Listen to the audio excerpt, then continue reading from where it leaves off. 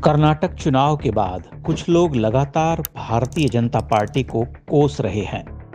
भाजपा कहना ठीक नहीं होगा, नरेंद्र मोदी को कोस रहे, ये कहना उचित होगा। एक कुढ़ा हुआ संबोधन है साहब, व्यंग्यात्मक, जिससे कुछ इस तरह की ध्वनि आती है, बड़े आए। मोदी जी, मोती जी, मोगली जी, मुल्ला जी आदि वाले तो अलग से हैं ही। कोसने वालों में कुछ पूर्व के पक्के भाजपाई हैं जो अब महाराणा बनकर हिंदुओं की धर्म ध्वजा लहरा रहे, क्योंकि मोदी तो उनके हिसाब से मियाँ जी हो गए। इन नव धर्म ध्वज धारकों के अच्छे फॉलोअर्स भी हैं। कोसने वालों में दूसरे कुछ बाबा, प्रवचनकर्ता आदि हैं, उनके भी बड़े प्रशंसक हैं। दोनों का टोन एक ही है, सबक सिखा दिया साहब को, सुधर जाओ नहीं तो 2024 भी है। पूछा जाना चाहिए कि सबक तो सिखा दिया, लेकिन हासिल क्या किया? एक विकट भ्रष्ट परम हिंदू घाती और देश को सांस्कृतिक रूप से नष्ट कर देने वाली कांग्रेस पार्टी को चुन लिया।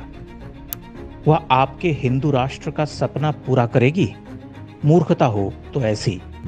इस मूर्खता की स्पृहा होती है कि हमें क्यों न दी विधाता। मनुष्य जड़ होकर रह जाता है या फिर चुपचाप इस आत्मसंहारी समूह को देखता है।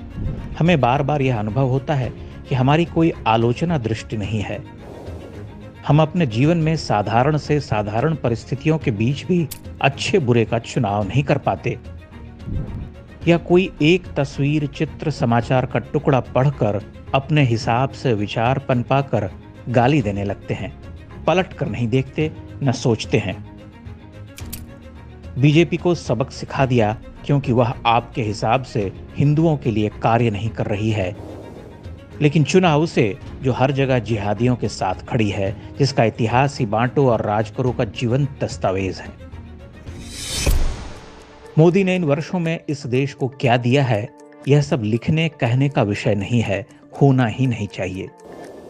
एक साधारण बुद्धि विवेक का मनुष्य भी कह सकता है कि जो दिया है वह असाधारण है, उसे हम संभाल कर रख न सके। लेकिन फिर हमें लगता है कि हम एक कृतघ्न सभ्यता हैं। क्या बुरा था जब यूपीए के राज में कभी भी हमारा कोई शहर दहल उठता था, चीथड़े उड़े हुए बदन सड़क पर पड़े होते थे और आग लगी इमारतें, लाशें, हाहाकार। आज यहां तो कल वहां। पिछले 9 वर्षों में एक धमाका नहीं हुआ, लेकिन यह कोई उपलब्धि है भला? यह तो आपका अधिकार है। कांग्रेस राज में भी यही अधिकार रहा होगा, नागरिक सुरक्षा का अधिकार। क्यों? आए दिन 2 राजधानी एक्सप्रेस के डिब्बे एक दूसरे पर चढ़ जाते थे, 100-150 लोग पल भर में खत्म, सैकड़ों यात्री टूटे फटे पड़े रहते थे। यह भी कोई उपलब्धि है कि रेलवे में सुरक्षा से लेकर गति, साफ सफाई, तकनीकी विकास, नई ट्रेनें हैं, और क्या कुछ नहीं बदल रहा? लेकिन यह कोई उपलब्धि है भला? रक्षा के क्षेत्र में आधारभूत ढांचे में हम अभूतपूर्व गति से आगे बढ़ रहे। हमने वैश्विक महामारी को सबसे सक्षम तरीके से परास्त किया, जिसे प्रबंधन और दूरदृष्टि का अद्भुत उदाहरण माना जा सकता है। पिछले 9 वर्षों में विकास, सुरक्षा, शक्ति और राष्ट्र निर्माण के नए प्रतिमान बने हैं। सूची बहुत लंबी है। धार्मिक और सांस्कृतिक क्षेत्र में क्या काम हुए और हो रहे हैं, उनकी भी सूची देनी ही होगी। अपने आराध्य के लिए सदियों से भिखमंगा बना दिए गए हिंदुओं को काशी और अयोध्या के विराट मंदिर मिले। निरंतर नए तीर्थों को उनका वैभव प्राप्त हो रहा। पठन पाठन में भ्रष्ट इतिहास लेखन को ठीक किया जा रहा। हमारा आदर्श अब टीपू सुल्तान नहीं, महाराणा और शिवाजी हमारे आदर्श हैं।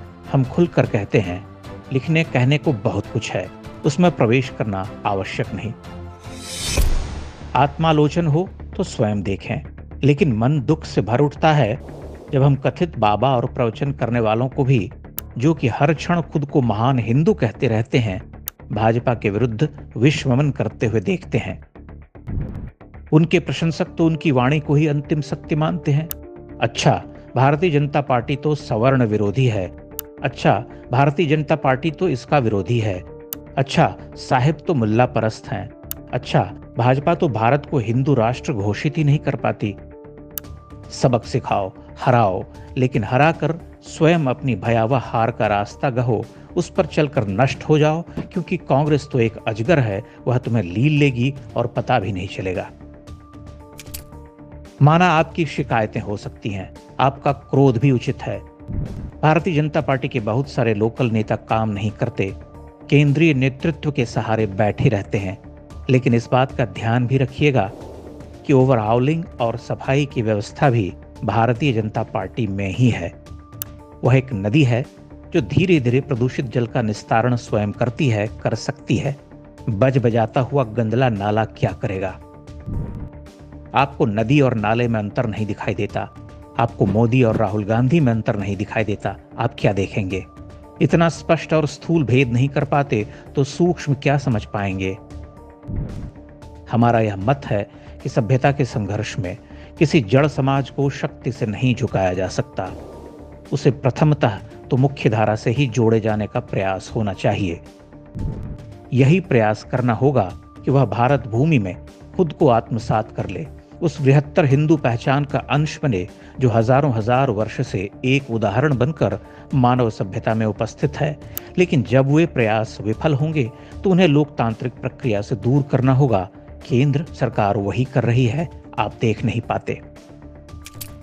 सभ्यता का संघर्ष बड़ा भीषण है, उसमें बहुत उत्थान पतन है, उसमें समय लगता है, लेकिन कुछ लोग हिंदू हितैषी होकर जो कर रहे वह आत्मघात है। 2-4% के मतदान से खेल बिगड़ जाता है। हर ऐसा व्यक्ति जो इस समय केंद्र की सरकार के विरुद्ध विष में मनकर 150 लोगों की बुद्धि भ्रष्ट कर रहा, क्या वह ठीक कर रहा? सनातन के नाम पर नई पार्टियों का गठन कर वोट काटने से किसका हित होगा? हिंदुओं का एक मत होना और सबल होकर किसी स्थापित दल को दृढ़तर करना ही समाधान है। हर दिन किसी नई पार्टी का गठन करना और सरकार को सबक सिखाने से हम अपने सर्वनाश के रास्ते पर बढ़ेंगे। किसी सशक्त हिंदू संगठन को कमजोर करना अंततः हमारी कमजोरी साबित होगी, एक दिन हमें विनाश की ओर ले जाएगी। इतिहास पलट कर देख लीजिए, इस तरह से जड़ खोदने पर हमारी पीढ़ियां कवलित हो जाएंगी, राख उठाने को हाथ तक न होंगे।